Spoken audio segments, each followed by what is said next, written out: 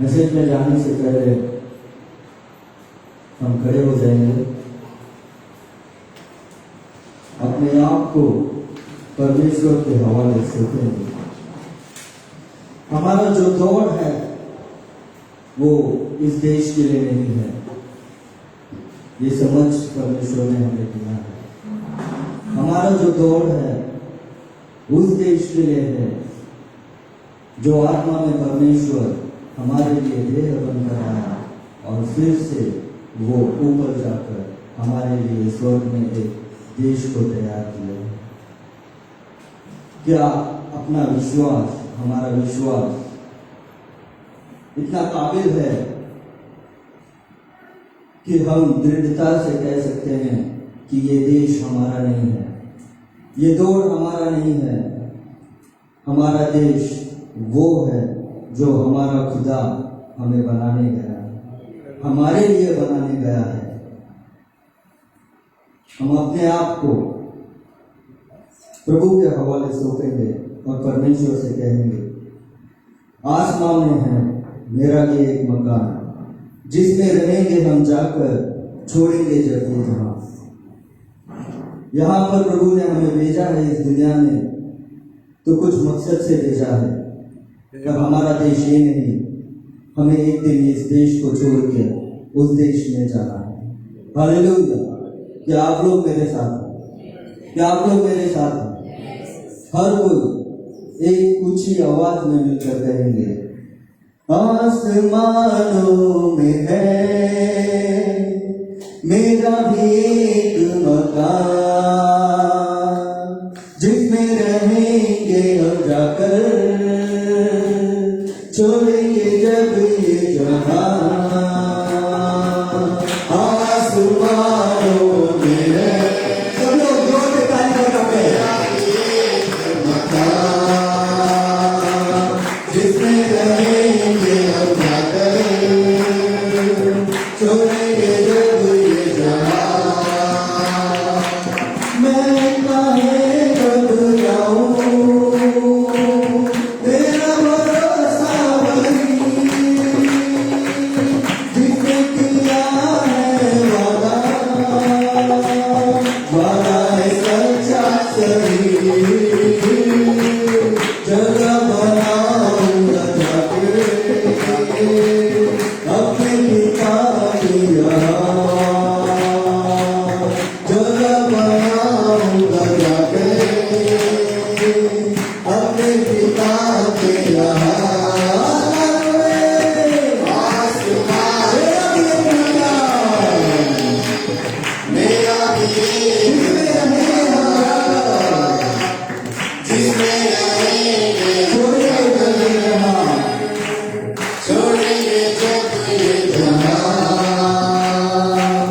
लिखा गया है कि पुस्तक में मेरा भी नाम, लिखा गया है कि पुस्तक में मेरा भी नाम। मुझका भी पर जब हुआ था उससे कदम आएगा, उसने बचाया मुझको, वो है बड़ा मेहरबान। उसने बचाया है तुमको, उसने बचाया मुझको, वो है बड़ा मेहरबान। आसमानों में है मेरा भी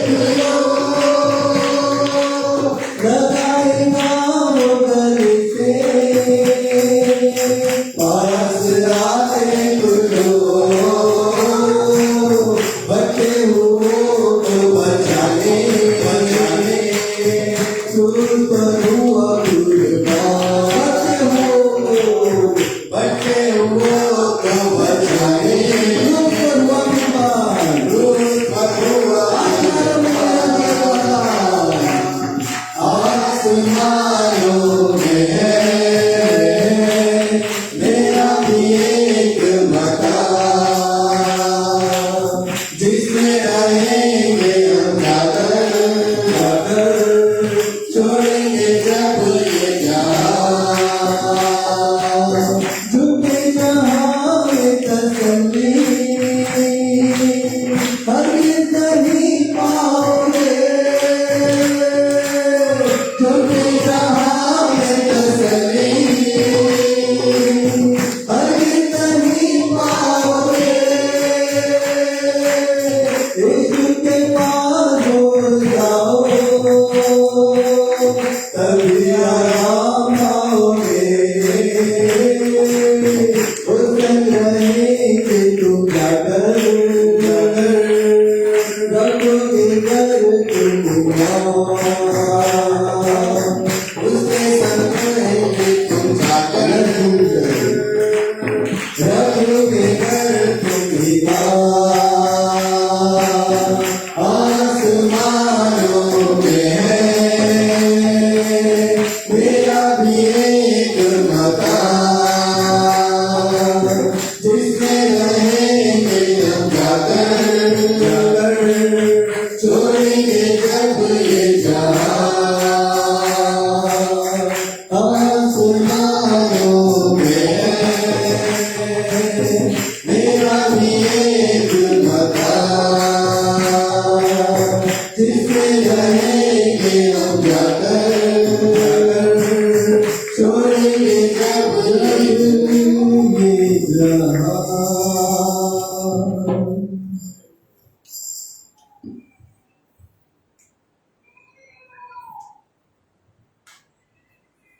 परमेश्वर के नाम की महिमा हो।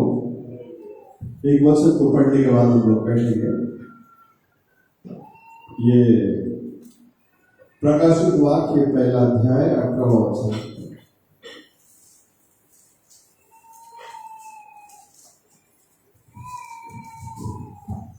மரித்தேன் ஆனாலும் இதோ சதா காலங்களிலும் உயிரோடு இருக்கிறேன் ஆமென் நான் மரணத்திற்கும் பாதாளத்திற்கும் உரிய திறவுகோல்களை உடையவராய் இருக்கிறேன் ஆமென் Amen.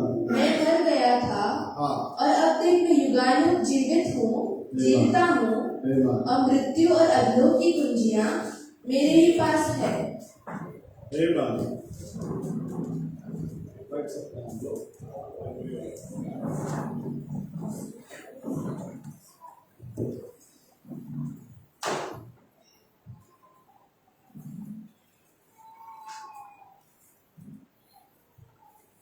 पिछले हफ्ते में हम लोग एक प्रेयर रिक्वेस्ट रखे थे ताकि हम लोग अपने चर्च के आगे टॉयलेट बांधने के लिए लगातार प्रार्थना में बने रहिएगा ताकि उसकी हर जरूरतों को प्रभु यीशु मसीह पूरा कर सके। तो उस बात को सुनने के बाद एक फैमिली ने कुछ पैसा दिया है पास्टर अपना ब्रदर सदस्य के पास। ऐसे आप लोगों के मन में भी अगर कुछ प्रभु का प्रेरणा हो तो आप लोग दे सकते हैं, कोई जोर जबरदस्ती नहीं। मैंने आज तक चर्च के काम के लिए किसी भी व्यक्ति के पास जोर जबरदस्ती किया नहीं, ना आगे भी करो। आपका मन में लगे प्रभु का कार्य के लिए हम लोग हाथ बढ़ाना है तो आप लोग हाथ बढ़ा सकते हैं। प्रभु यीशु मसीह हम सब लोगों को बहुत ऐसे आशीष करे। और आज के दिन में जो है बहन सुनीता के परिवार हमारे बीच में आए हैं। तो लोग बहन सुनीता परमेश्वर के पास जाकर शायद आज 30 दिन हो गए। कितना दिन हो गए? 29 दिन हो गया है। तो उनके लिए खाना रखा गया है। परमेश्वर उस परिवार को बहुत ऐसे आशीष करे। हम सबको एक दिन इस दुनिया को छोड़कर जाना है। कोई इधर परमानेंट नहीं गया, कोई भी परमानेंट नहीं। कोई पहला गया, कोई बाद में जाने वाला है। कोई मृत्यु को छककर प्रभु के पास जाने वाले हैं, कोई जिंदा जीवित रूपांतर होकर प्रभु के पास जाने वाले हैं। हालेलुया। तो परमेश्वर के अंदर प्रिय लोगों, इसलिए नबी कहने की समय कहता मरण जो है हमारे लिए कोई बड़ी बात नहीं है। मरण सिर्फ यही काम करता है, इस नाशवान दुनिया से हमें उठाकर अविनाशी दुनिया के अंदर भेज देता। हालेलुया। इस मरणहार देह को त्याग कर हम लोग सदैव जीवित रहने वाले देह के अंदर क्या करने वाले हैं?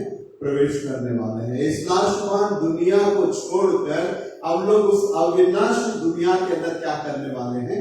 जाने वाले लोग हैं। इसलिए मरण हमारे लिए कुछ मायने नहीं रखता। हालेलुया। तो परमेश्वर के अंदर प्रिय लोगों, हाँ, यहाँ प्रकाशित वाक्य पहला अध्याय में 18वां वचन में कहता है, मर गया था, देख सदैव जीवित हूं। हालेलुया। ऐसा करके कहने वाला केवल और केवल एक ही व्यक्ति है, और वो है प्रभु यीशु मसीह। सदैव जीवित, मर गया था, देख अब मैं सदैव कैसा हूं, जीवित हूं करके कहने वाला केवल और केवल एक ही परमेश्वर है, और वो कौन है? प्रभु यीशु मसीह। और उस परमेश्वर को आराधना करने वाले हमें किसी भी बात की टेंशन नहीं होना चाहिए, किसी भी बात की चिंता नहीं होना चाहिए, क्योंकि जिस खुदा ने हमें बुलाया है उसने कहा तुम अपने सारे बोझ को मुझ पर डालो। हालेलुया। वो हमें पूछताछ करने वाला है, और उन्हें वो हमारे बारे में ख्याल रखने वाला परमेश्वर है। अब इस तरह के परमेश्वर को आराधना करने वाले हम निश्चिंत, निडर, हालेलुया, हम लोग हमेशा हमेशा प्रभु के साथ में चलने वाले लोग होना चाहिए। कहता है, देख मैं मर गया था, सदैव जीवित हूं, आमीन। मैं मरण और अधोलोक की चाबियां जो है मेरे पास है। इसके पहले भी आप लोगों को बताया हूं, यहां से एक बहन को जब मैं प्रार्थना कर रहा था, जो दुष्ट आत्मा से पीड़ित थी, आगोरी जादू करने वाले लोग, जो मरा हुआ आदमी उसके अंदर आ गया, वो कहने लगा मी याला सोडणार नाही, याला घेऊनच जाणार, मी याला सोडणार नाही, मी याला काय करणार, घेऊनच जाणार। मैं बोला कसं काय लेना, मरण और अधोलोक का चाबी किसके पास है? प्रभु यीशु मसीह के पास। हालेलुया। बहुत लोग जब अपने को छोड़कर प्रभु के पास चले जाते हैं तो शैतान के ऊपर दोष लगाते हैं, शैतान ने ये कर दिया, शैतान ने वो कर दिया। ना, हर एक को प्रभु ने दिन नियुक्त करके रखा। उस दिन पूरा होने के बाद प्रभु ही क्या करता है? अपने लोगों को लेकर जाता है। बोलो हालेलुया, हालेलुया। इसलिए आयुब नबी कहने के समय पर कहता, वो तोड़कर ले जाता है, कौन उसे मना कर सकता? कौन? वो तोड़कर ले जाता है, कौन उसे क्या कर सकता? मना कर सकता है। कोई भी उसको क्या नहीं कर सकता? मना नहीं कर सकता, क्योंकि आयुब 14वां अध्याय में लिखा है, एक मनुष्य इतना दिन ही जीवित रहेगा करके पहले से ही नियुक्त करके रखा है। बात को यदि हम जान लिए, समझ लिए, उस पर स्थिरता से अटल बने रहे, तो इस संसार की कोई भी ताकत हमें प्रभु से क्या नहीं कर सकता? जुदा नहीं कर सकता। बोलो हालेलुया। परमेश्वर के लिए इस दुनिया के अंदर एक ही कलीसिया है। परमेश्वर के लिए इस दुनिया के लिए कितना कलीसिया है? एक ही कलीसिया है, क्योंकि शास्त्र लेख हमें सिखाता है एक ही प्रभु, एक ही विश्वास और एक ही कितना है? बपतिस्मा। कलीसिया एक ही है। और वो कलीसिया कहां शुरुआत हुई? पेंटेकोस्ट के दिन में, दूसरा अध्याय में वो कलीसिया क्या हुआ? शुरुआत हुआ। ये परमेश्वर का चर्च जिंदा कलीसिया है, जीवित कलीसिया है। जैसा वो जिंदा है, वो जीवित है, वैसे ही उसका कलीसिया भी कैसा है? जिंदा है और जीवित है। बाकी आप कितने भी डिनोमिनेशन में जाके बैठो, उन संस्थाओं के बारे में नबी बात करता है, वो एक मुर्दा घर है। इसके लिए लोग नबी का संदेश को स्वीकार नहीं करते। ये पहले बोल देता मुर्दा घर है। मुर्दा घर है, जिस स्थान में मसीह नहीं है उस स्थान में जीवन नहीं है। बोलो हालेलुया, हालेलुया। जिस स्थान में मसीह नहीं है उस स्थान में क्या नहीं है? जीवन नहीं है। और जिस स्थान में जीवन नहीं है वो मरा हुआ है, और मरा हुआ जगह में मसीह कभी नहीं रहता। क्योंकि मसीह का आत्मा जो है हम मरे हुए लोगों को जिलाया। पाप और अधर्म में मरे हुए लोगों को मसीह का आत्मा ने क्या किया? जिलाया। हालेलुया। नबी प्रचार करने के टाइम में संस्था के बारे में बोलता है कि लगभग 900 संस्थाएं इस दुनिया के अंदर है, लेकिन आज का डेट में यदि आप संस्थाओं को काउंट करोगे लगभग 30,000 संस्थाएं हैं। हालेलुया। लगभग कितना हजार संस्था है? 30,000 संस्थाएं हैं। सभी लोग ये समझकर जा रहे हैं गिरजा के अंदर प्रभु हमारे साथ है, लेकिन परमेश्वर के अंदर प्रिय लोगों, प्रभु उनके साथ नहीं है, प्रभु आपके और मेरे साथ है। हालेलुया। उस समय के सदूकी फरीसी लोग बहुत सोच रहे थे प्रभु हमारे साथ है, लेकिन जिस प्रभु के बारे में वो लोग इंतजार कर रहे थे वही प्रभु उनके सामने आकर खड़ा हो गया, लेकिन उस प्रभु को वो लोगों ने क्या नहीं किया? जाना नहीं, पहचाना नहीं। वो लोग प्रभु से दूर रहे। हालेलुया।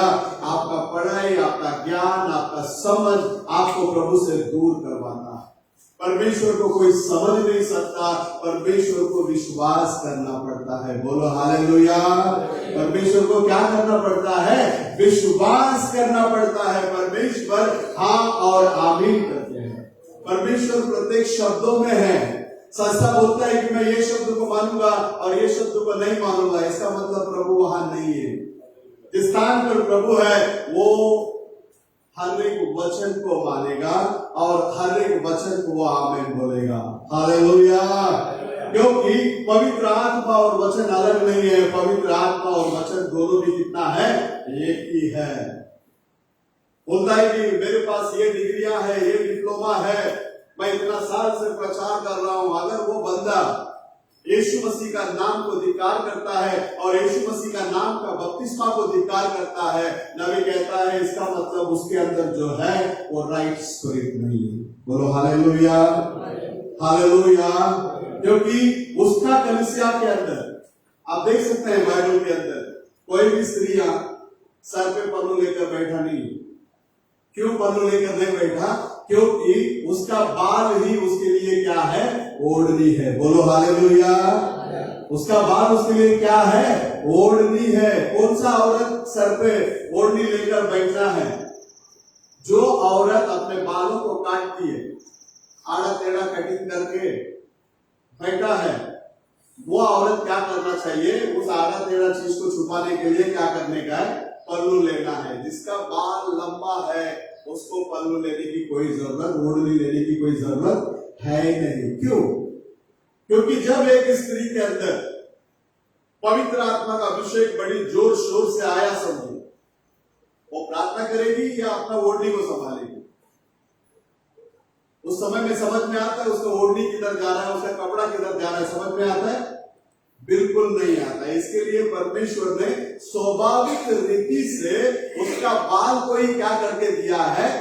ओढ़नी करके दिया है। आज जिस बहन प्रभु के पास जाकर 29 दिन हो गया करके हम लोग बैठे हैं, वो बहन प्रॉपर यीशु मसीह को विश्वास करने वाला बहन थी। हालेलुया। एक ही खुदा को विश्वास करने वाली बहन थी और विश्वास में एकदम तत्पर थी वो बहन। गिरे मरे कैसे भी हालात में वो चर्च में बात कराती थी। हालेलुया। इतना बुजुर्ग अवस्था में भी दुनिया भर का बीमारी को शरीर पे लेके फिर भी उसका आदमी को बोलती थी नहीं नहीं मारा नहीं गाड़ी रहे थे, चला चर्च चला जाओ। आज हम हर एक के अंदर वो हौसला बुलंद होना चाहिए। कुछ भी हो, मरे तो भी मैं प्रभु के घर में जाकर मरूंगा, ऐसा एक विश्वास हमारे अंदर क्या करना चाहिए? आना चाहिए। हालेलुया। अच्छाई पाने के लिए प्रभु के पास आए और अच्छाई मिल गए, प्रभु से दूर होगा, फिर बहुत सारी समस्याओं का क्या करना पड़ेगा? सामना करना पड़ेगा। क्योंकि शास्त्र लेख हमें सिखाता है तुम प्रभु के पास आओ तो प्रभु तुम्हारे पास आएंगे। यदि तुम प्रभु के पास नहीं आएंगे तो परेशानी है तुम्हारे पास आएगी। परमेश्वर के पास दूसरा कोई रास्ता नहीं है। परमेश्वर के पास दूसरा कोई रास्ता है ही नहीं। जब तक प्रभु के पास आप चलते हैं सारा चीज भला होगा, अच्छा होगा, उत्तम होगा। कुछ परेशानियां भी आ सकता है, उस परेशानियों के ऊपर जय पाने के लिए शक्ति और बल भी कौन देता है? प्रभु परमेश्वर ही देता है। बोलो हालेलुया। अगर इन सारी बातों को सामना करके आज आप कितना भी कमा लो, तो साथ में लेकर जाने वाले नहीं, ले जाएगा कुछ नहीं लेकर जाने वाले हैं। खाली हाथ आए हैं और खाली हाथ ही जाएंगे। तो इसलिए कहां पर भी रहो, प्रभु को मत छोड़ो, त्रिएकता के अंदर जाकर मत फंसो। ट्रिनिटी परमेश्वर की ओर से नहीं है। नबी साफ रीति से कहता है त्रिएकता जो है वो शैतान की ओर से है। जब तक रोमन कैथोलिक चर्च बना नहीं, उसके पहले से आप यदि इतिहास को चेक करोगे, किसी भी जगह में पिता पुत्र पवित्र आत्मा का नाम का बपतिस्मा या त्रिएकता खुदा का दर्ज किधर भी नहीं है। हालेलुया। क्योंकि हम लोग पूरा बाइबल को मानने वाले हैं। भले आप लोगों को यहाँ आने के लिए दूर हो सकता है, किधर भी एक ही खुदा को मानने वाला कलीसिया मिल जाए। अंतिम समय के संदेश का कलीसिया में जाओ, वो आपके लिए लाभदायक होगा। परमेश्वर के अंदर प्रिय लोगों, त्रिएकता का कलीसिया घर के पास है, इसके लिए मैं उधर जाऊंगा करके जाओगे, आज तो घर का पास है, आप चले जाओगे, लेकिन स्वर्ग का राज आपके लिए बहुत दूर हो जाएगा। आप स्वर्ग के राज्य के अंदर प्रवेश कर ही नहीं सकोगे, क्योंकि परमेश्वर के कलाम से वो लोग काफी काफी काफी दूर चलेंगे। उसके लिए लौदेशियन कलीसिया के एक में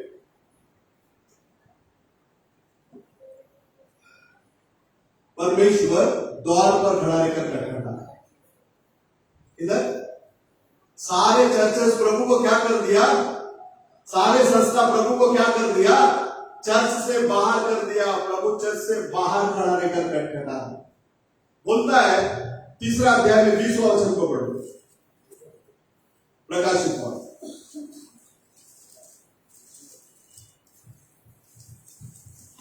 இதோ வாசற்படியில் நின்று தட்டுகிறேன். ஒருவன் என் சத்தத்தை கேட்டு கதவை திறந்தால் அவனிடத்தில் நான் பிரவேசித்து அவனோடு போஜனம் பண்ணுவேன், அவனும் என்னோடு போஜனம் பண்ணுவான். देख मैं द्वार पर खड़ा हुआ खटखटाता हूँ। देख मैं द्वार पर खड़ा हुआ खटखटाता हूँ। बोलो हालेलुया। परमेश्वर द्वार पर खड़ा कर क्या कर रहा है? खटखटा रहा है। सारी संस्थाएं प्रभु यीशु मसीह को कलीसिया से क्या कर दिया? बाहर कर दिया।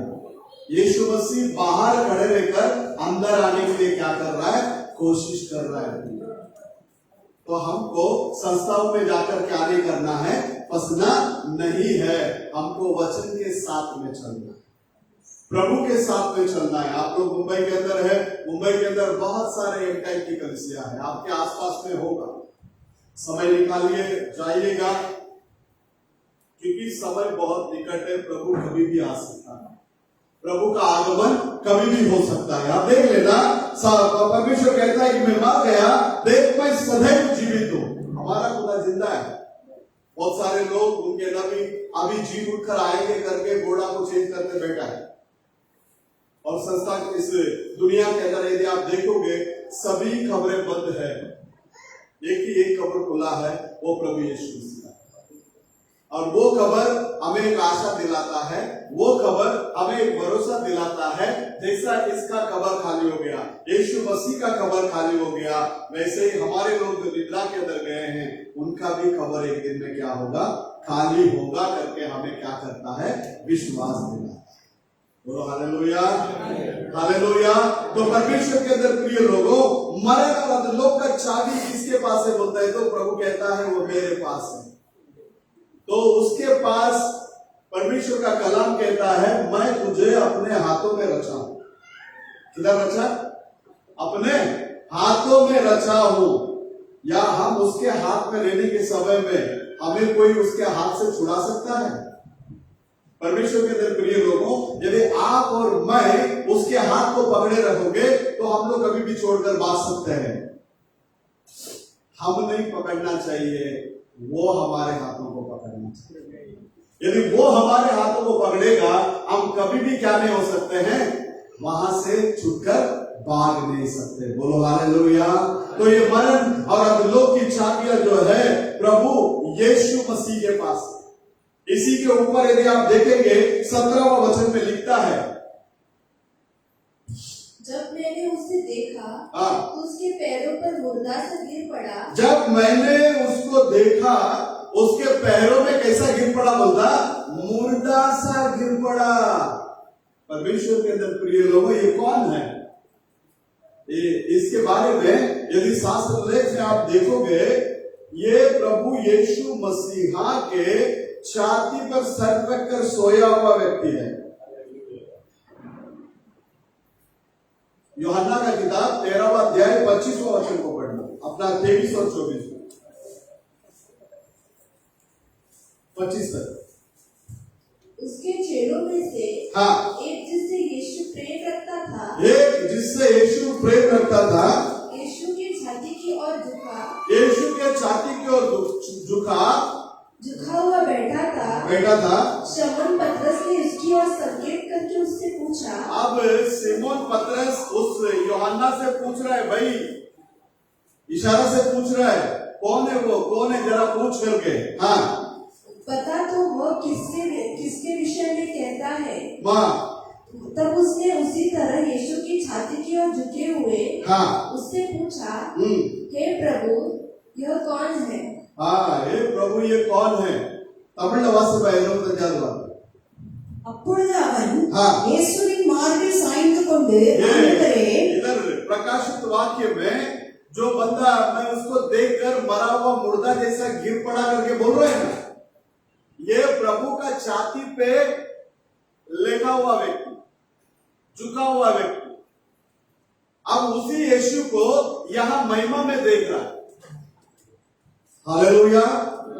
उसी यीशु को यहां आत्मिक दृश्य में देखने के समय में वो यूहन्ना कहता है, मैं मरे हुए जैसा क्या किया, उधर गिर पड़ा।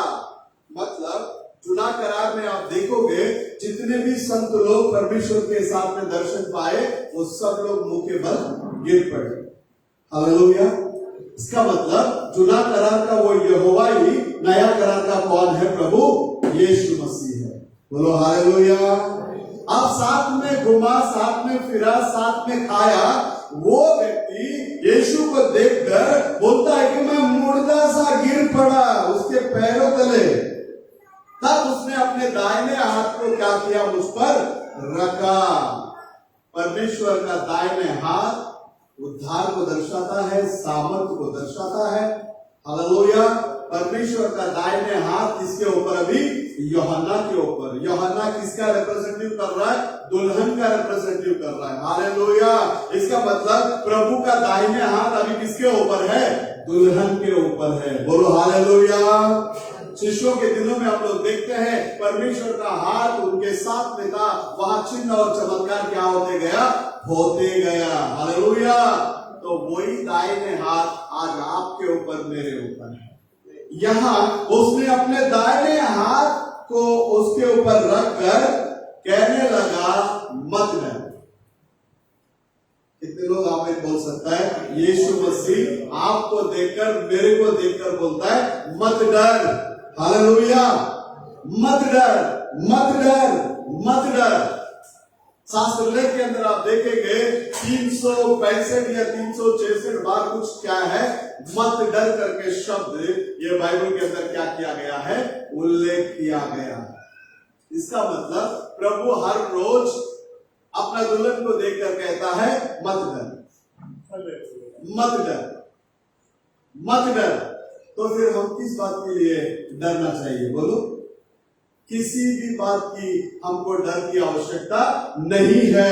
वहां उसके ऊपर हाथ रखकर और उसके देखकर कहने लगा, मत डर, मैं पहला हूं और मैं ही आखिरी हूं और मैं जीवित हूं।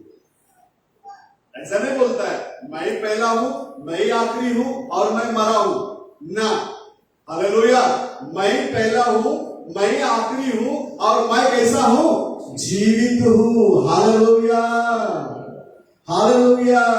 इस खुदा के पास 7 कलीसिया है। इस खुदा के पास 7 कलीसिया का युग का दूत लोग है, संदेश का लोग है। हालेलुया। पहला कलीसिया का दूत जो था वो भविष्यवक्ता था। आखिरी कलीसिया का जो दूत था वो भी कौन है? भविष्यवक्ता था। हालेलुया। और इस बीच में जो 5 जन आए, ये 5 जन भविष्यवक्ता नहीं थे। ये लोग जो है समाज सुधारक करने वाले लोग। हालेलुया। तो परमेश्वर के अंदर प्रिय लोगों, पहले कलीसिया और आखिरी कलीसिया, इसके बारे में यदि आप देखेंगे 20वां वचन पे यदि आप पढ़ेंगे, पढ़िए। अर्थात उन 7 तारों का भेद, हाँ, जिसे तूने मेरे दाहिने हाथ में देखा था, 7 तारा उसके दाहिने हाथ में है जी, जिन्हें तूने मेरे दाहिने हाथ में देखा था, हाँ, और उन 7 सोने के डिबटों का भेद, और वो 7 सोने का दिवटों का भेद जो है, वे 7 तारे, वे 7 तारे, 7 कलीसियाओं के दूत है, और वो 7 कलीसिया का कौन है? दूत है। और वे 7 जीवत 7 कलीसियाएं हैं। और ये 7 दीवट क्या है? 7 कलीसिया है। और जी उठने में आने वाले लोग केवल 7वां कलीसिया का ही लोग नहीं है, ये 7 कलीसिया के लोग जी उठकर आने वाले हैं। ये मेरा प्रकाशन नहीं है, ये नबी का प्रकाशन है। नबी कहने के समय पर कहता, जी उठने के अंदर आने के समय में पहला कलीसिया के युग से लेकर आखिरी कलीसिया के युग तक जितने भी लोग निद्रा के अंदर गए, ये सारे लोग उठकर आने वाले हैं। आमीन। Hallelujah, hallelujah. तो ये सारे 7 कलीसिया के लोग जी उठने में क्या होने वाले हैं? शामिल होने वाले हैं। तो हमारा विश्वास है उस दिन में ये बहन भी वहां क्या करने में आएंगे? दिखने में आएंगे। हालेलुया, क्या नहीं? 7 कलीसिया के युग के अंदर एफेसियन चर्च से लेकर लवोदिशियन चर्च तक, ये 7 कलीसिया के अंदर जितने भी लोग उस समय का प्रकाशन, उस समय में जो प्रकाशन को प्रभु ने कलीसिया को दिया अपने दास भविष्यवक्ताओं के द्वारा, उस संदेश के अंदर जितने भी लोग जीवन व्यतीत किए, वो लोग जी उठकर क्या करेंगे? बाहर आएंगे। हालेलुया। तो परमेश्वर के अंदर प्रिय लोग, आज हम लोग किसी भी बात की परवाह ना करते हुए, किसी भी बात की चिंता ना करते हुए, हम लोग प्रभु के साथ साथ में क्या करना चाहिए? चलना चाहिए। अब देखिए, यहां जाकर मेरे शिष्यों को कहो करके संदेश में नबी कुछ बातों को बताता है।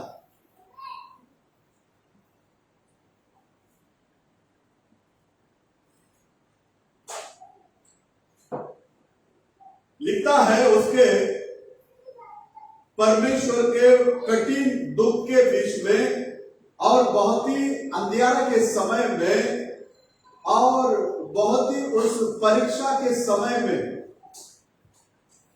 वहां एक व्यक्ति आकर बात करने के लिए शुरुआत किया।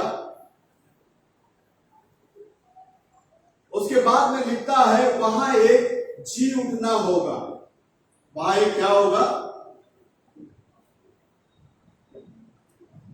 जी उठना होगा। और कभी तो भी एक दिन वो धर्मी व्यक्ति आएगा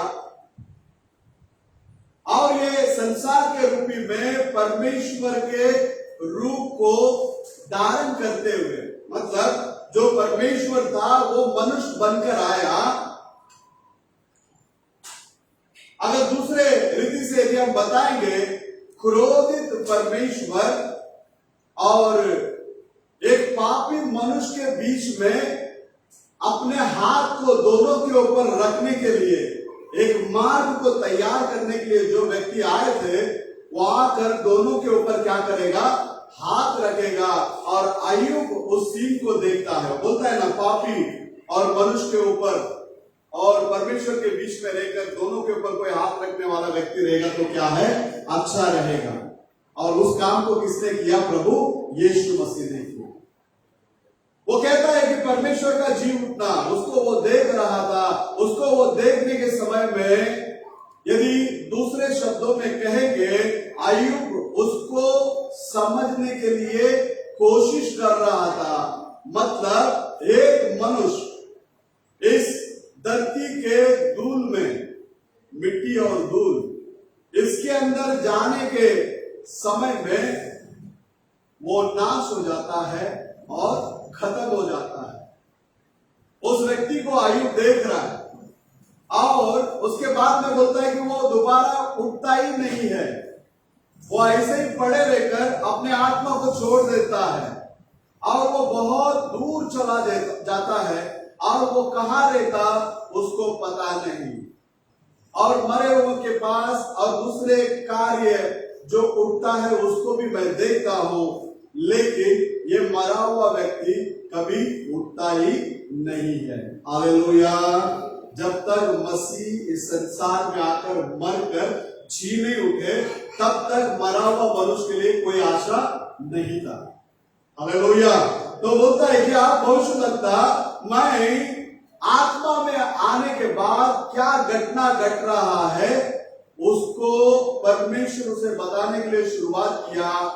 तब वो कहता है वहां कोई एक व्यक्ति होगा और वो व्यक्ति जो है संसार का पाप को अपने ऊपर क्या कर लेगा, उठा लेगा और वो दोबारा जी उठेगा।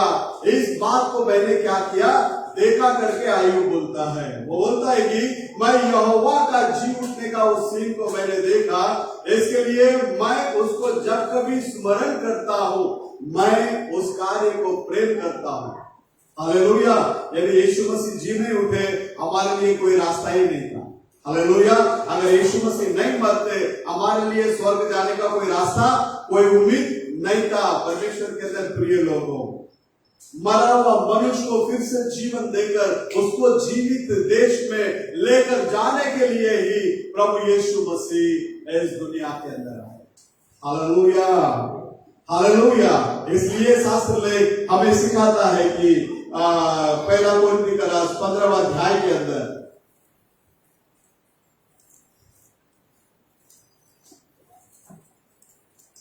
53वां वचन को पढ़ेंगे।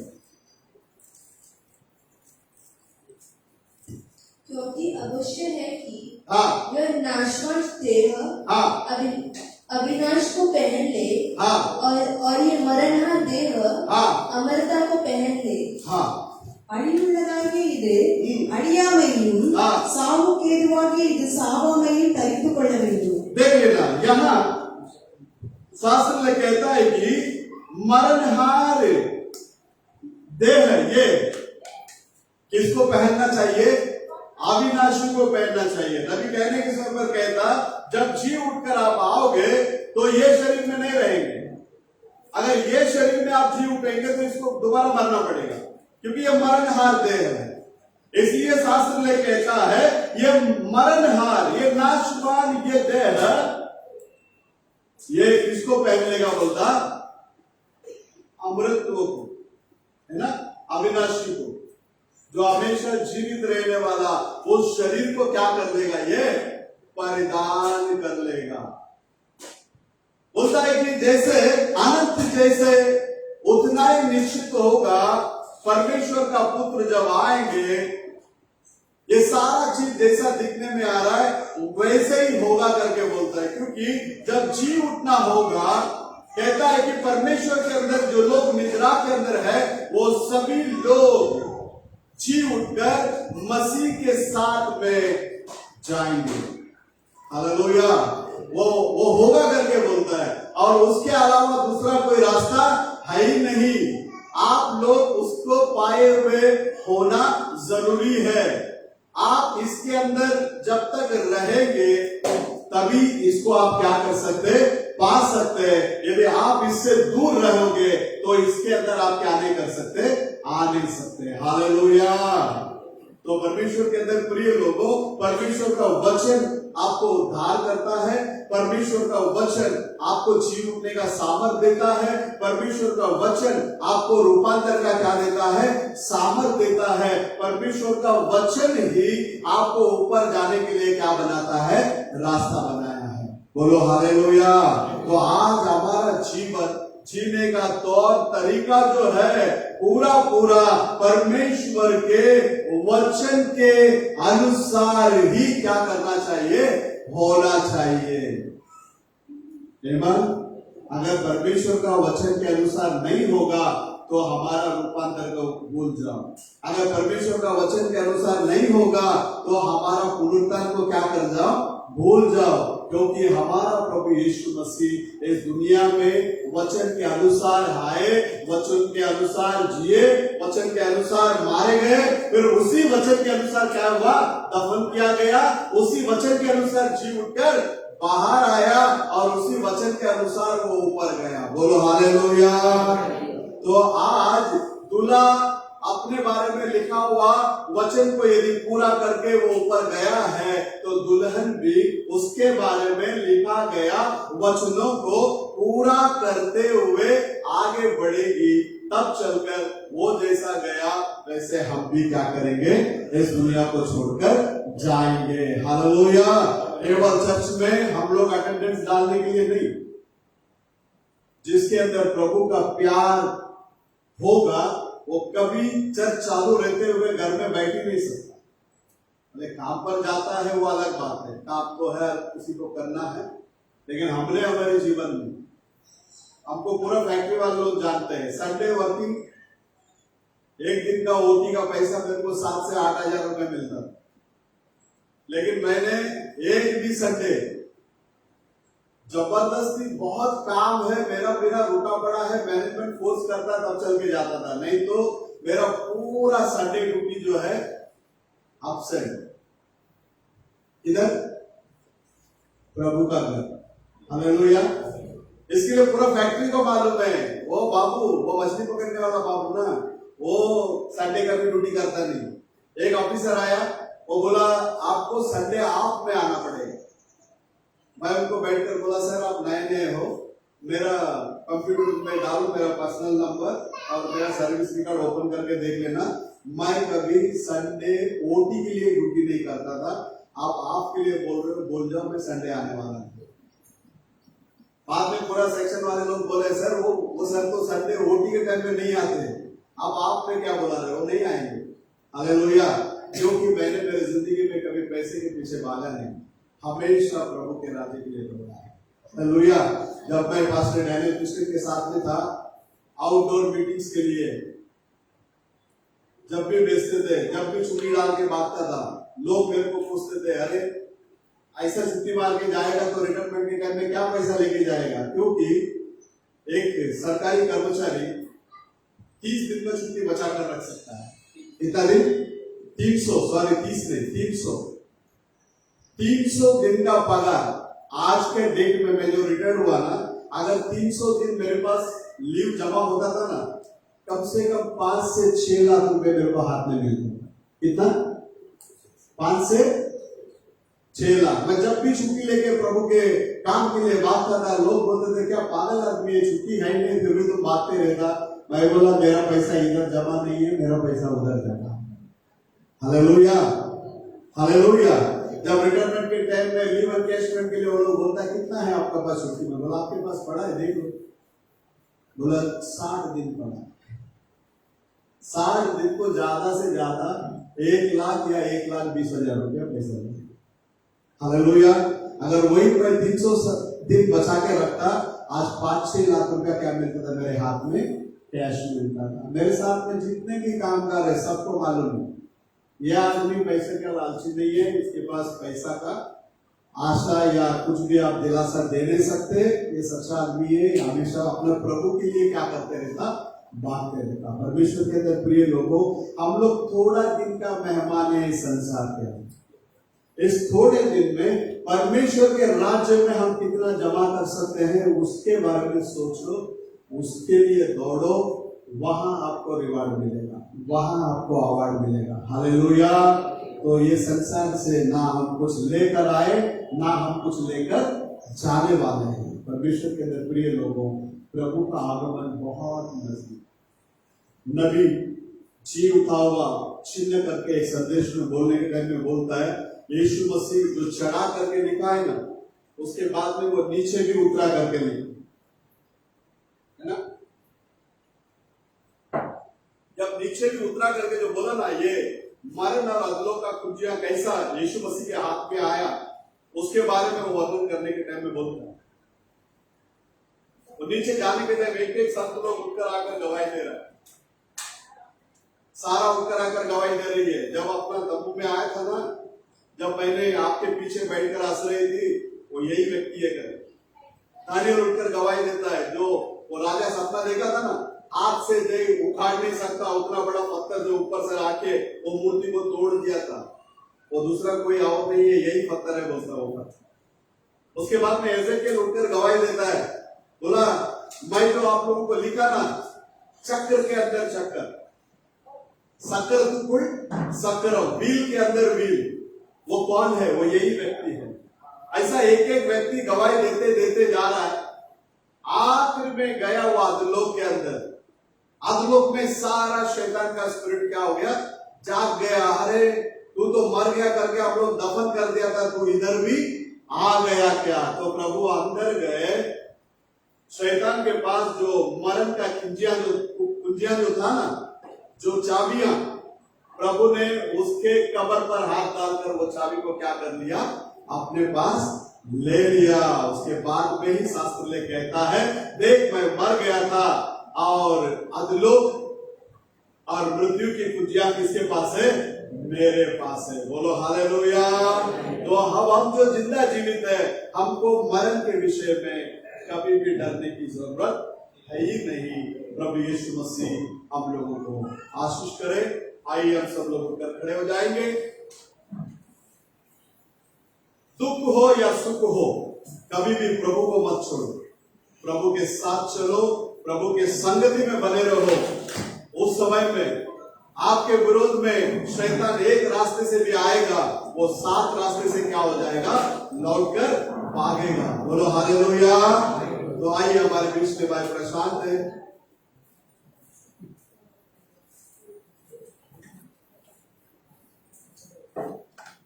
प्रशांत गया क्या? प्रशांत, अरे वाह,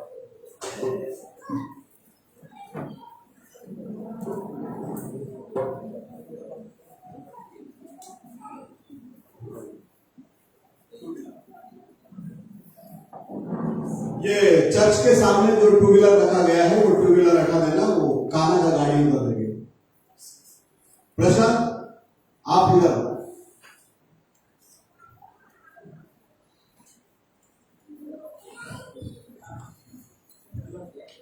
एक सूचना मैं बताने के लिए भूल गया। अगले महीने में जून 15, 16, 17, 18 4 दिन का मीटिंग चेन्नई कुम्बड़ी कुटी में रखा गया है। प्रार्थना कीजिएगा ताकि प्रभु वहां बड़े से बड़े काम करे। बहुत सारे लोग मन फिराकर प्रभु को स्वीकार करें और बहुत सारे लोग प्रभु यीशु मसीह के नाम से बपतिस्मा लेने को।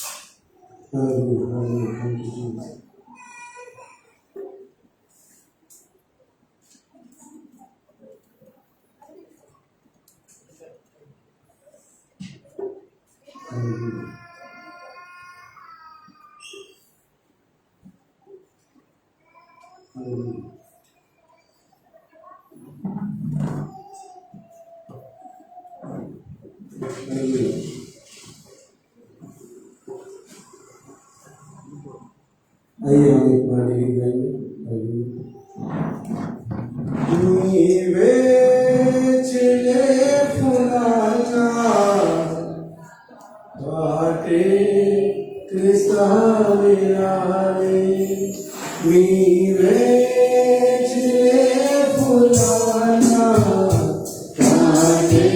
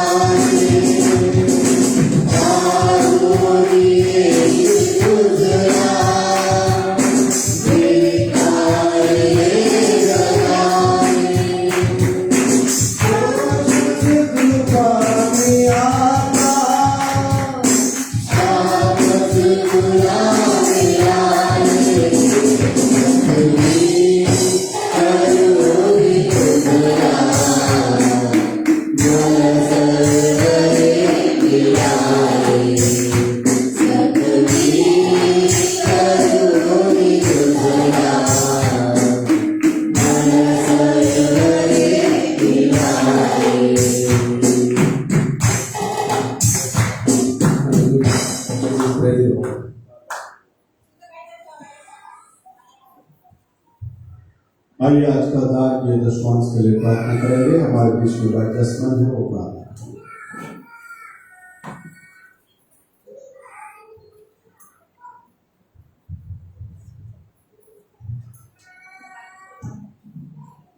धन्यवाद परमेश्वर यीशु ने आपकी मां को कोटि-कोटि धन्यवाद देते हैं। परमेश्वर यीशु ने आपने हमसे सभी कबूल किया, इसलिए आपको कोटि-कोटि धन्यवाद देते हैं। परमेश्वर यीशु मसीह आपके नाम की आपके नाम दीजिएगा। आपने जो दान और दसवां इसमें हम जिन्होंने भी डाला है परमेश्वर यीशु उन सबको घर में खुशियों के भंडार से भर दीजिए। आपका आत्मा खोल के परमेश्वर के घरों में आशीष से भर दीजिए। परमेश्वर आपके नाम की महिमा जो परमेश्वर यीशु मसीह आज तक में सबको भी आशीष करना, जो नहीं आ सके उन्हें भी आशीष करना। परमेश्वर यीशु मसीह के नाम से मांगता हूं।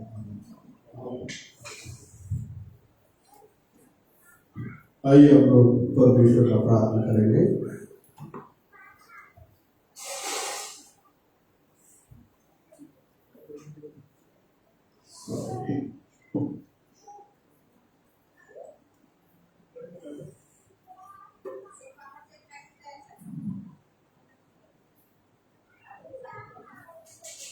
हे हमारे पिता, तू जो स्वर्ग में है, तेरा नाम पवित्र माना जाए, तेरा राज्य आए, तेरी इच्छा जैसे स्वर्ग में पूरी होती है वैसे पृथ्वी पर भी हो। हमारी दिन भर की रोटी आज हमें दे, और जिस प्रकार हमने अपने अपराधियों को क्षमा किया है वैसे ही तू भी हमारे अपराधों को क्षमा कर, और हमें परीक्षा में ना ला परंतु बुराई से बचा, क्योंकि राज्य और पराक्रम और महिमा सदा तेरी है। कलीसिया कहे आमीन। आइए हम लोग आखिरी जाएंगे। Hallelujah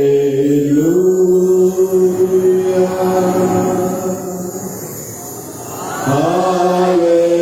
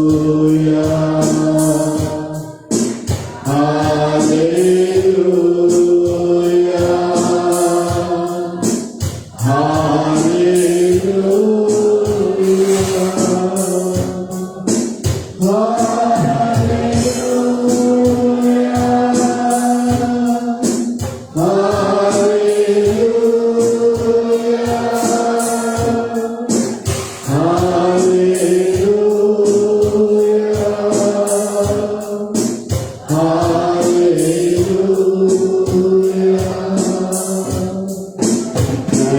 you, Jesus. Thank you, Jesus. Thank you, Jesus. Thank you, Jesus.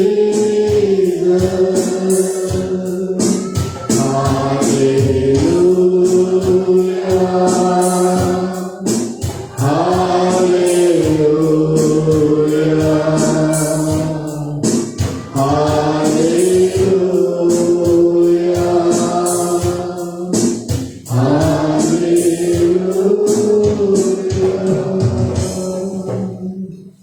प्रभु यीशु मसीह का प्रेम, उनका अनुग्रह और उनके आशीष, उनके आगमन तक हम सब लोगों के साथ में बने रहे।